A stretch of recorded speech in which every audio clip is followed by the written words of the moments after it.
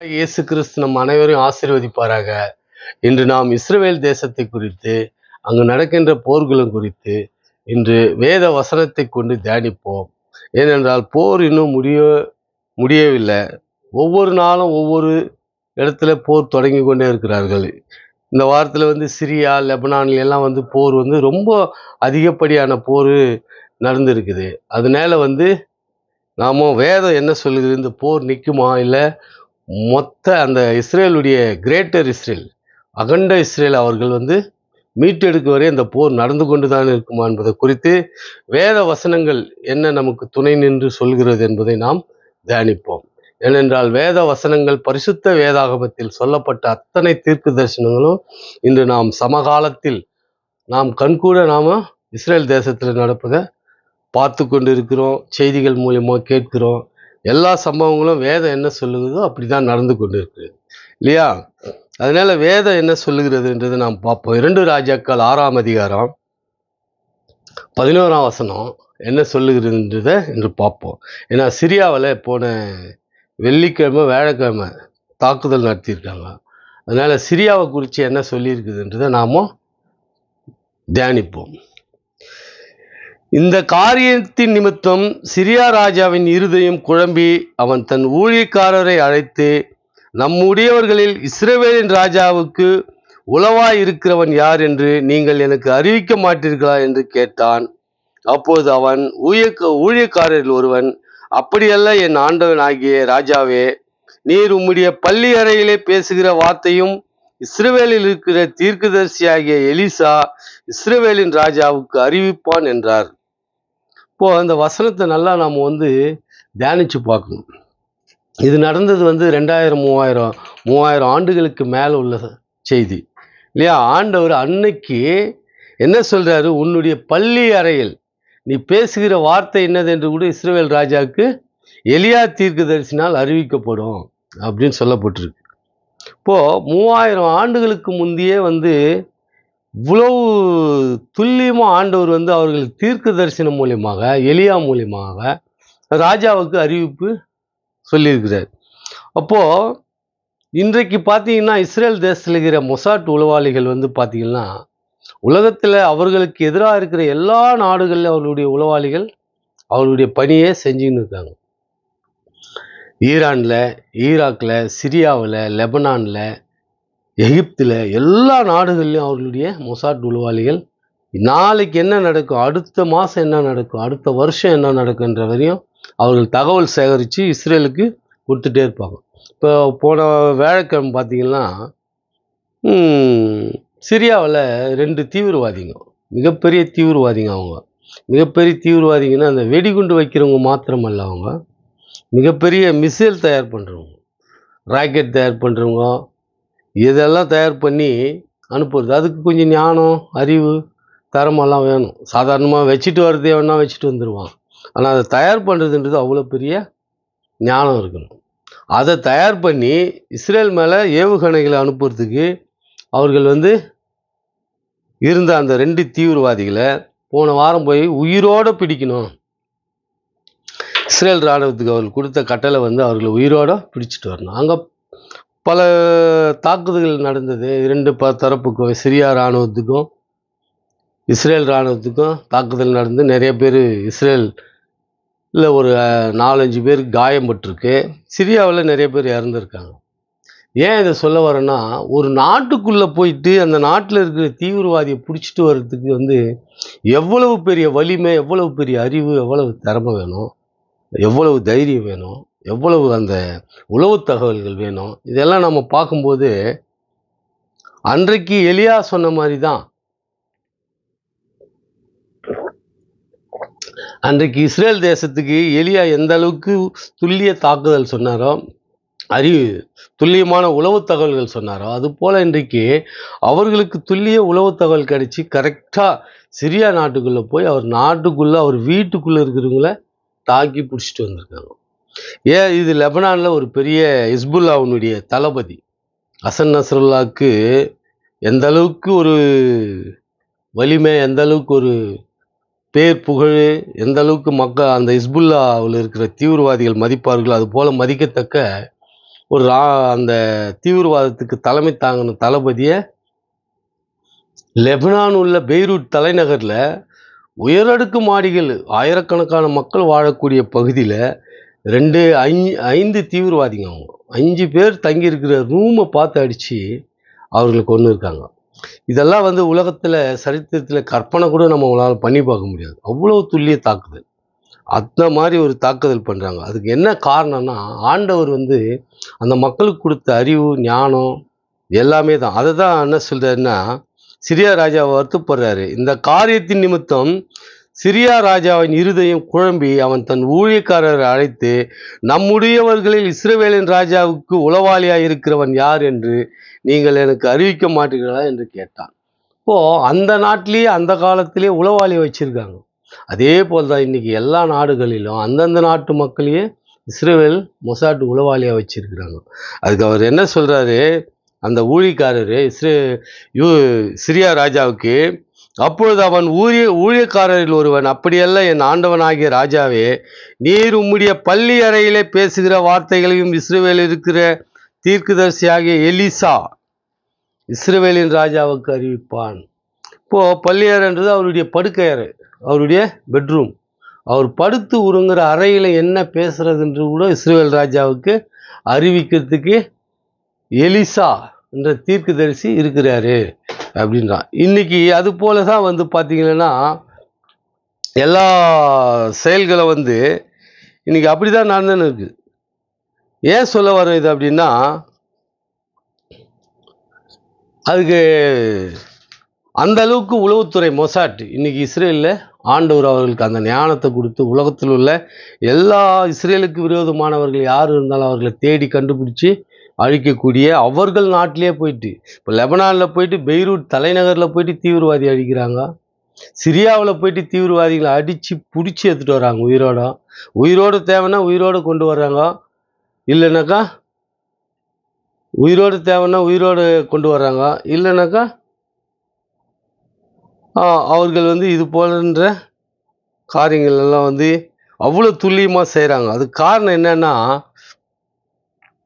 காரணம் என்னன்னாக்கா அவர்களுடைய அந்த அறிவுத்திறன் ஆண்டவராகிய தேவன் அவர்களுக்கு கொடுக்குறார். நம்மளுடைய ஆண்டவராகிய இயேசு கிறிஸ்து நமக்கு ஞானத்தை கொடுக்குறார்.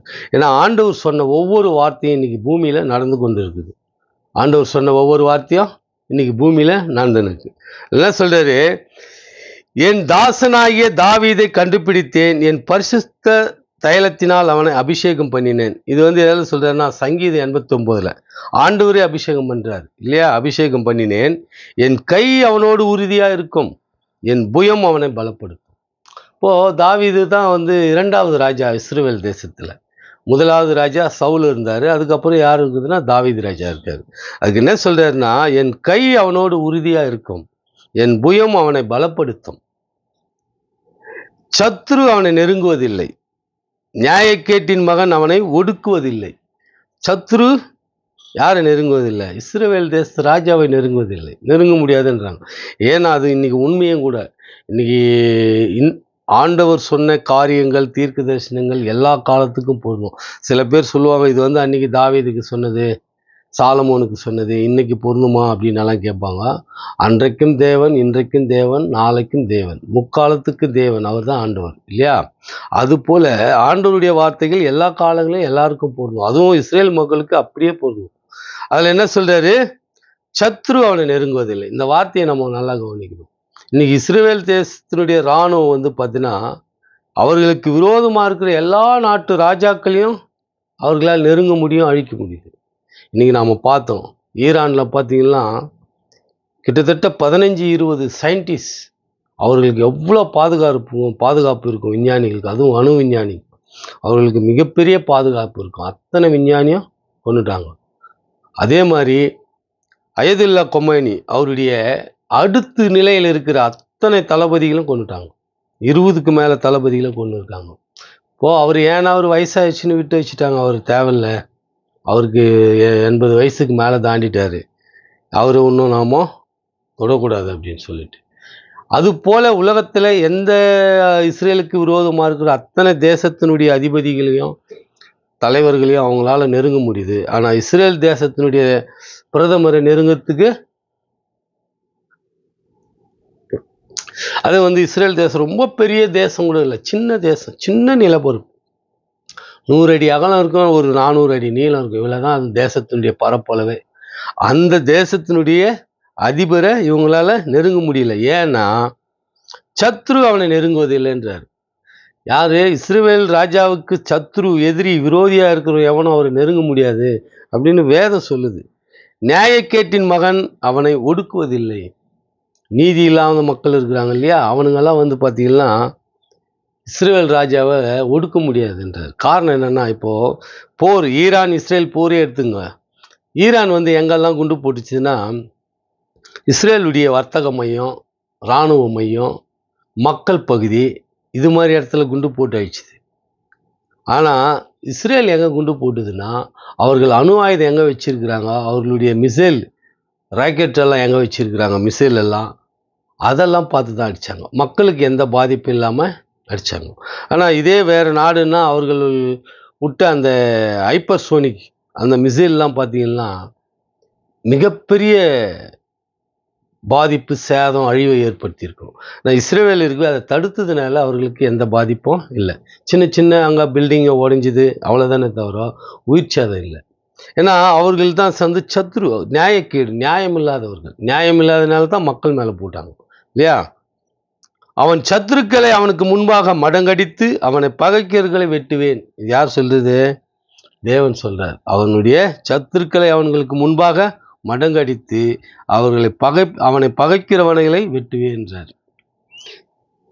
என் உண்மையும் என் கிருபையும் அவனோடு இருக்கும், என் நாமத்தினால் அவன் கொம்பு உயரும். கொம்புனா அதிகாரம், கொம்புனா வந்து ராஜா, அதிகாரம், அப்படி பொருள் இருக்கு. கொம்புன்னா அதிகாரம், ராஜா, அரசாங்கம், அரசு, இத்தனை பொருள் இருக்குது அதுக்கு. என் உண்மையும் என் கிருபையும் அவனோடு இருக்கும், என் நாமத்தினால் அவன் கொம்பு உயரும். அவன் கையில் சமுத்திரத்தின் மேலும் அவன் வலது கரத்தை ஆறுகளின் மேலும் ஆளும்படி வைப்பேன். சமுத்திரத்தையும் ஆறுகளையும் ஆளக்கூடிய அதிகாரத்தை நான் யாருக்கு? இஸ்ரவேல் ராஜா கொடுப்பேன்றார், தாவீது ராஜா. அவன் என்னை நோக்கி, நீர் என் பிதா, என் தேவன், என் ரட்சிப்பின் கன்மலை என்று சொல்லுவான். நான் அவனை எனக்கு முதற் பேரானவனும் பூமியின் ராஜாக்களை பார்க்கிலும் மகா உயர்ந்தவனமாக்குவேன். இந்த வசனத்தை நல்லா தியானிக்கணும் நம்ம. நான் அவனை எனக்கு முதற் பேரானவனும் பூமியின் ராஜாக்களை பார்க்கிலும் மகா உயர்ந்தவனமாக்குவேன். இன்னைக்கு பார்த்தீங்கன்னா இஸ்ரேலுடைய பிரதமர், உலகத்தில் உள்ள ராஜாக்கள், பிரதமர்கள், அதிபர்களோடு பார்த்தீங்கன்னா அவருடைய பேர் தான் இன்னைக்கு உலகத்தில் அதிகமாக பேசப்பட்டு வருது. ஏன்னு சொன்னால், அவர் வந்து பார்த்தீங்கன்னா ஐநா சபையில் போயிட்டு ஒரு வார்த்தை பேசியிருக்கிறாரு. இஸ்ரேலுக்கு எதிராக எழும்பும் எந்த தேசத்தையும் நாங்கள் சும்மா விட மாட்டோம், அழிப்போன்றார், கொல்லுவோன்றார். இந்த வார்த்தை ஐநா சபையில் இதுவரையும் உலகத்தில் எந்த ஒரு பிரதமரோ எந்த ஒரு அதிபரோ அவ்வளோ வெளிப்படையாகவோ அவ்வளோ தைரியமாக பேசுனது யாரும் இல்லை. இப்போ பார்த்தீங்கன்னா இந்த வசனம் அப்படியே அது பொருந்தது பாருங்க. நான் அவனை எனக்கு முதற் பேராவனும் பூமியின் ராஜாக்களை பார்க்கிலும் மகா உயர்ந்தவனமாக்குவேன். இன்னைக்கு பூமியில் உள்ள எல்லா பிரதமரை காட்டிலும் ராஜாக்களை விட அவரு உயர்வான அந்த வார்த்தையை அவ்வளோ தைரியமாக பேசியிருக்கிறார். வேறு யாரும் அது மாதிரி பேசினதில்லை. என் கிருபை என்றென்றைக்கும் அவனுக்காக காப்பேன், என் உடன்படிக்கை அவனுக்காக உறுதிப்படுத்தப்படும். ஆண்டவர் வந்து உடன்படிக்கை பண்ணார் இல்லையா, ஆபிரகாம், ஈசாக்கு, யாக்கோபோட இந்த பூமியை நான் உங்களுக்கு கொடுப்பேன்னு, அதை உறுதிப்படுத்துவேன்றார். இன்னும் அநேக உடன்படிக்கை இருக்கு. முக்கியமான இன்னைக்கு போர் நடந்துங்கிறது அந்த மசூதிக்காகவும் அந்த இடத்துக்காகவும். அவர்களுக்கு முக்கியமாக அந்த மசூதி வேணும். மசூதி வந்தால் இடம் வந்துடும்ன்றது அவர்களுடைய நோக்கம். அவன் சந்ததி என்றென்றைக்கும் நிலைத்திருக்கும், அவன் ராஜாசனம் வானம் உள்ளவற்றும் நிலைத்திருக்க செய்வேன். இப்போ இஸ்ரவேலை அழிச்சிருவேன், ஒழிச்சிருவோம் அப்படின்றாங்க. ஆனால் வேத வசனம் என்ன சொல்லுதுன்னா, அவன் ராஜாசனம் வானங்கள் உள்ள மட்டும் நிலைத்திருக்கின்றார். ராஜானா அவருடைய ஆட்சி, அவருடைய ஆட்சி வானங்கள் உள்ள மட்டும் நிலைத்திருக்க செய்வேன்றார். இது சொல்றது வந்து ஆண்டவர் சொல்றார், சாதாரண மனுஷன் இல்லை. ஏன்னா இன்னைக்கு வந்து வேதத்தில் சொல்லப்பட்டது அத்தனையும் இஸ்ரேல் மக்களுக்கு பொருந்தது, ஏன் கிறிஸ்துவ மக்களுக்கும் பொருந்தது. உங்களை இந்த பூமியில் துன்பப்படுத்துவார்கள், வெட்டுவார்கள், கொல்லுவார்கள், நீங்கள் இரத்த சாட்சியாக மறிக்கணும், முடிவு பரிந்தும் உண்மையாக இருக்கணும் அப்படின்னு வேதம் சொல்லுது. இன்னைக்கு பார்த்தீங்கன்னா நைஜீரியாவில், மற்ற நாடுகள்லாம், ஆப்பிரிக்கா நாடுகளில், இஸ்லாமிய நாடுகளில் கிறிஸ்துவ மக்கள் அப்படி தான் கொல்றாங்க. அது நடந்துன்னு தான் இருக்குது. ஆண்டவருக்கு ரொம்ப நேரம் பிடிக்காது அவர்களை அழிக்கிறதுக்கு. ஆனாலும் அவர் வாக்கு கொடுத்துருக்கிறார், என் நிமித்தம் உங்களை துன்பப்படுத்துவாங்க, என் நிமித்தம் நீங்கள் கொல்லப்படுவீங்கன்றார். இன்றைக்கி அதான் நடந்துட்டுருக்கு. ஏன்னா ஆண்டவர் வேத வசனத்தில் என்ன சொன்னாரோ அது அப்படியே நடந்துட்டு. இன்றைக்கி பார்த்தீங்கன்னா சிரியாவில் அவ்வளோ பெரிய அவர்களுடைய தேசத்துக்குள்ளே போயிட்டு தீவிரவாதிகளை பிடிச்சிட்டு வர்றாங்க. அந்த தீவிரவாதிகளுக்கு அந்த நாட்டு இராணுவம் சப்போர்ட் பண்ணுது. ஏன்னா அந்த இராணுவம் இன்றைக்கி அரசாட்சி பண்ணுறவரே ஒரு காலத்தில் தீவிரவாதியாக இருந்தவர் தான். ஐஎஸ்ஐஎஸ் தீவிரவாதியாக தலைவராக இருந்தவர் தான் அவர். அகமது அல் சரோன் நினைக்கிறேன் அவர் பேர். அவர் தீவிரவாதியாக இருந்தவர். இன்றைக்கி அதிபர் ஆகிட்டார் சிரியாவுக்கு. பஷீர் அல் பஷீர் என்றவர் நாட்டை விட்டு ஓடிட்டார் இல்லையா. அதுக்கப்புறம் இவர் வந்துட்டார்.